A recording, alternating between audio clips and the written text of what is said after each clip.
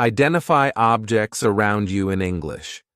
The first way to stop translating in your head is to identify the objects around you in your target language. So, if you're studying English, that means you look at the objects around the room. Look at the things in your life. Don't think of them in your native language first. Think of them in your target language first. So if I look around the room, I see a computer.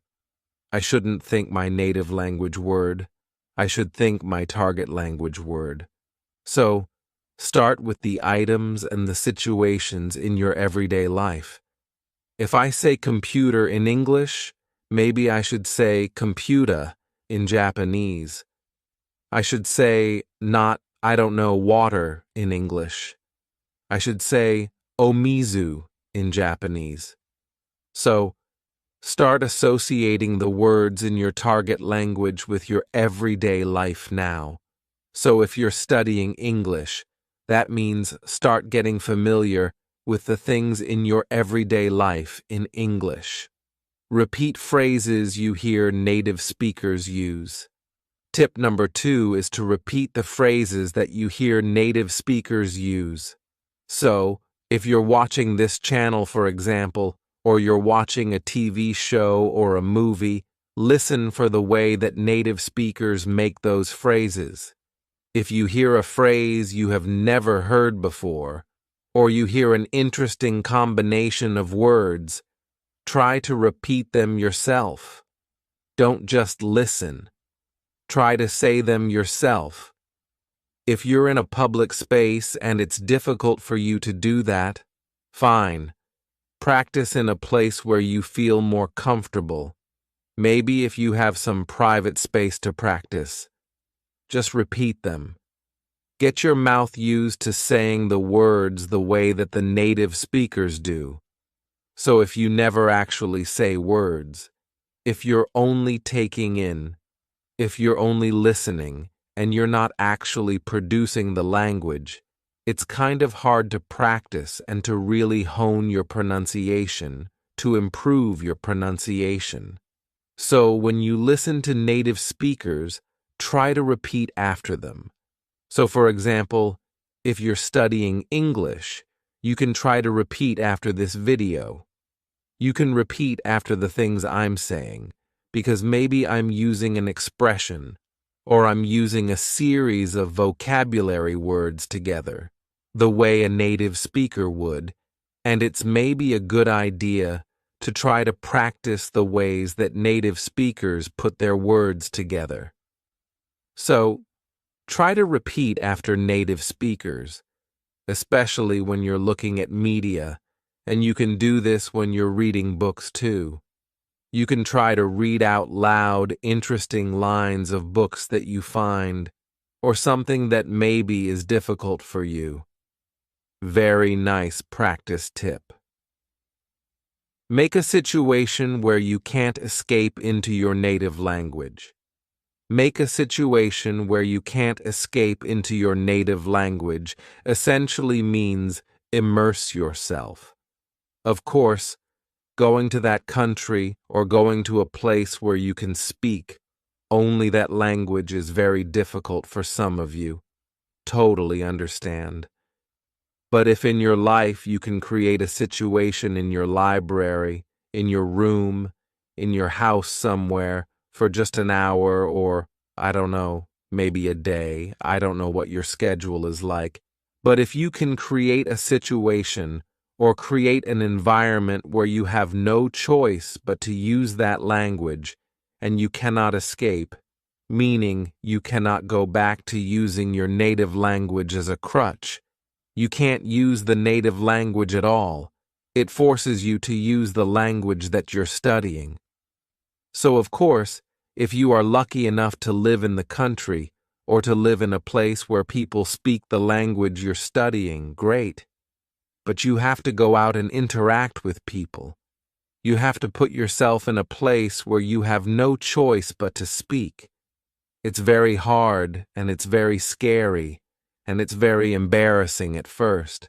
But if you take time to find places and to make environments that are comfortable for you, where you feel comfortable making mistakes and asking questions, it's very valuable for your learning process. This is actually something that I did totally. I totally did this. My Japanese wasn't very good for a long time, but then I started making friends who could not speak English. Actually, I just did this through finding hobbies. There was a hobby that I had. I joined a group. I joined actually a school to where I could learn how to do that hobby, and everything was taught only in Japanese. And the people in my class only spoke Japanese, mostly. And then maybe we would go out for drinks and food late at night or on the weekends, and everybody spoke only Japanese. And if I couldn't communicate even simply in Japanese, I had no hope of keeping that friendship together. So it forced me to study. It forced me to think about the words they were using and to try to learn those words, those patterns, as well as how to produce them naturally myself. So, I was learning the vocabulary words the people around me were using and learning how to apply them on my own. That was only possible because I had no escape in those situations. So try to do that, even if you can do it yourself in your house. It's super helpful, I think. Watch TV and movies in your target language without subtitles. Tip number 4 is to watch TV and movies in your target language without subtitles. So, I think that watching with subtitles can be very beneficial. So, if I'm watching something or if you want to watch something with subtitles on, great. But I sometimes find that in my case, I think too much about reading the subtitles, and I forget to listen. So maybe if you've seen a movie in your target language a few times with the subtitles on, try turning the subtitles off and think about the character's body language, the words they're using. You can always look that up later. Look up the words you don't know in a dictionary. But try to do it where you're focusing completely on the way that people are using their words. Try not to use the subtitle. So kind of play around with it a little bit. If there's a word that's difficult for you to hear, you can actually turn on the subtitles in the native language of the movie as well. That's something that I've done, like, if I wanted to study Japanese, it's very useful when the actual words spoken in Japanese appear on the screen. Sometimes it's easier for me to catch a word if I see it visually and I hear it at the same time. So, another way to explore how you can use TV and movies is to actually turn on the closed captions, like the words on the screen in the native language of the movie. So, this is sort of 2 points in one. So, 1, watch movies without subtitles, meaning subtitles in your native language. And hint 2 is to watch movies with closed captioning on. But the closed captioning is in your target language, not in your native language. So, you can try those 2 things with TV and with movie. Don't bring a dictionary to your lesson. Tip number 5 is, don't bring a dictionary to your lesson. Okay? So, give me a second here. So, I understand that dictionaries, especially electronic dictionaries, we have them on our phones now, are very, very convenient. Of course, it's important to use them, and they're a great resource to have. However, one thing that really bothers me and that I think is detrimental, is not helpful for students, is when students are in a lesson and they're practicing conversation, and they reach a point in the conversation where they don't know the word they want to use. They know it in their native language, and they don't know how to say it in their target language. They pull out their dictionary. They say to the person listening to them, their practice partner in their lesson where they have a limited period of time, just a moment. And then they look it up on their phone. It takes a few seconds. The flow of the conversation stops, and then they say a word. It's like, whoa, no. You don't have that ability. You don't have the ability to do that in a conversation with a native speaker. Most people, like if you go to a bank and try to open a bank account, are you really going to pull out your dictionary and sit there and try to communicate? Just a moment, as you look up each word you don't know? No. Or if you do, that's not a real conversation. So instead, try using a different strategy. By that, I mean if you find a word you don't know in conversation, explain the word to your conversation partner. Maybe they know the word. If you're speaking with a native speaker, this is a chance for them to teach you a word. I find that when people take the time to teach me a word, I remember the word much better than just looking it up on my dictionary. So, try to resist. Maybe you can bring a dictionary to your lesson, but don't use it or try not to use it in your conversation practice. It destroys the flow of a conversation.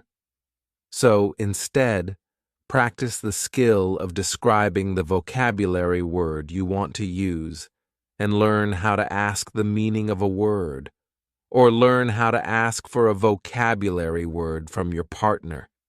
So you can use an expression like, what's the word that means blah, blah, blah? Or, it's this thing that does this and this and this. So, this is an opportunity for you to describe characteristics of something or find a different way.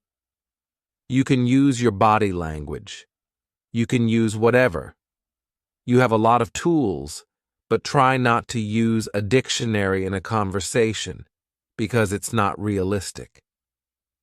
Train responses to common questions. Number 6 is a quick one. I think hint number 6 I have is just to train responses to common questions. So, for example, a very common question in English is, "Hey, how are you?" You should know how to answer this question. Just have a default response. "Hey, how are you?"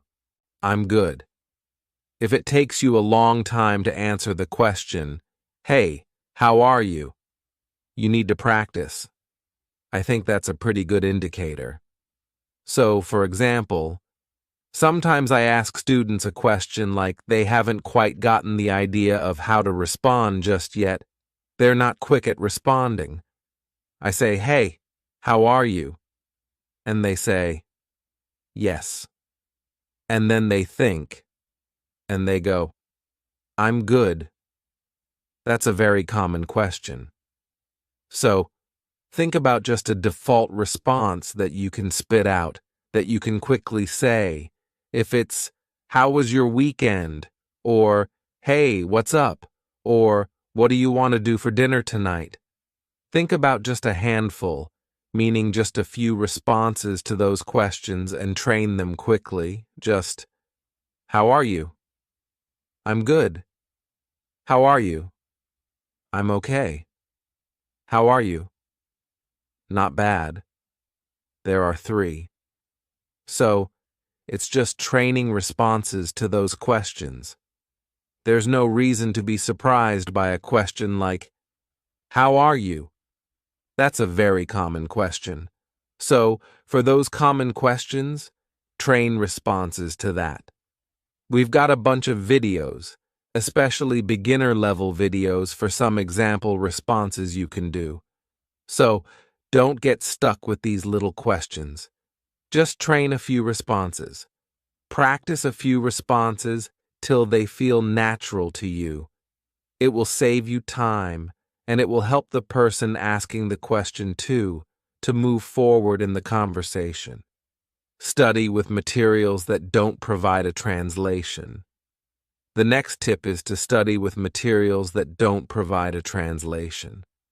So, by this, I mean if you're using worksheets or some kind of textbook or whatever, and it has your target language, the language you're studying, and it has your native language next to it. While this can be useful, I feel that if you can, studying your materials only in your target language, and then simplified explanations for more detailed points also in your target language can be a little bit better. So, I don't want to say, you should only study things in your target language and nothing from your native language because, of course, it can be helpful sometimes to look up a word or to understand the grammar point in your native language. But where possible, if you can find something that provides simplified explanations in your target language, it can be really, really helpful because, again, you're learning to think on like a simpler and a more basic level about the language you're studying in the language that you're studying. So, this can be really, really good. So, finding some materials to use where there's no translation. Maybe you can practice, of course, with books and with written materials, but I also with video materials as well. So there are a variety of different ways that you can find materials in your target language, like in video and TV. So, some things to think about. There are the level of vocabulary words people are using in the media content you're watching, who the media content is intended for, children, young adults, the speed at which the speaker is talking. So, I have the ability to change the level of difficulty of videos based on the rate of speech, the vocabulary words that I use, and how many idioms and things I use. So I could make a video very difficult. We could make a very difficult video series by leveling up our vocabulary use or by speaking very quickly. Or as you might see in our English in 3 Minutes series, we can also use very simple vocabulary and speak at a low rate of speech. So maybe right now, this is a very intermediate level video. So please think about that. So not just for written materials, but also for your audio and visual materials. Think about who your audience is, the level of the material, and so on. It can be really fun, and it can be helpful to think about your target language in your target language. All right, we're almost done. Study phrases in addition to single vocabulary. The next tip is study phrases in addition to single vocabulary words. So, yes, of course, vocabulary is important, but I find it personally very, very useful to look at how a vocabulary word is used in a phrase because sometimes using it in a phrase helps you understand the nuance of that vocabulary word really, really well. Like a word like crazy, for example, in English. Depending on the situation where the word crazy is used, it could mean something different. It could mean like a person who is mentally confused or mixed up. It could also mean something really good. It could mean something really bad. So if we look only at the word crazy, it's quite difficult to understand really the meaning of the word. But if you look at the way the word is used in a phrase, you can get a lot more information. So take a look at the way people use words in phrases, not just a single vocabulary word. You can learn a lot more that way, I think. Do your daily activities in English where possible. The next tip is to do your daily activities in your target language. So if you're studying English, that means try to do some daily activities in English, if possible. So this could be very, very boring stuff, but just think about it when you're doing the activity. So, like right now, I'm filming a video for English spoken stories. Or, I'm going to work. I'm cooking breakfast. I'm doing the laundry. What do I have to do tomorrow? So, try thinking about your everyday life in English if you're studying English.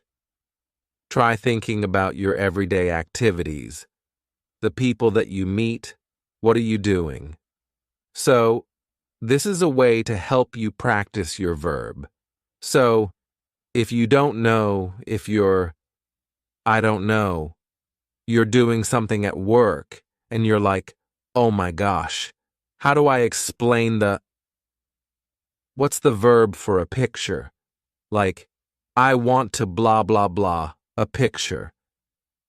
What's the word? You can check a dictionary at that point and go, oh, it's draw. I need to use the verb draw for draw a picture. So you can find these little gaps in your everyday life. These little gaps and your knowledge if you think about your everyday activities in your target language. If you don't think about it in your target language, you might not realize you have vocabulary gaps or phrase gaps here and there. So this is a really good, and kind of funny actually, way to study. Use a learner's dictionary for new words. The last tip is to use a learner's dictionary for new words. So, in English, there are learner's dictionaries available in English. So, my personal favorite channel is English Spoken Stories. If you find a word that you don't recognize, you can check it in a dictionary, in a learner's dictionary, and it gives you a simple explanation in simple English of that word. So, instead of checking it in your native language, you can check it in your target language. So again, this helps you to understand the word that you're focused on, but you understand it from the language you're studying, not from your native language. So, using a learner's dictionary can be really, really useful as well. All right, so those are 10 tips to help you stop translating in your head. I know it's very difficult, but it takes time and it takes practice, and I hope that these are a few strategies that can help you as you study any language. Of course, this is an English language channel, an English language learning channel, but I think these tips are pretty good for learning just about any language, really. So, I hope those are useful for you. If you have tried these strategies or if you have any other comments or other tips, please let us know in the comments section below this video.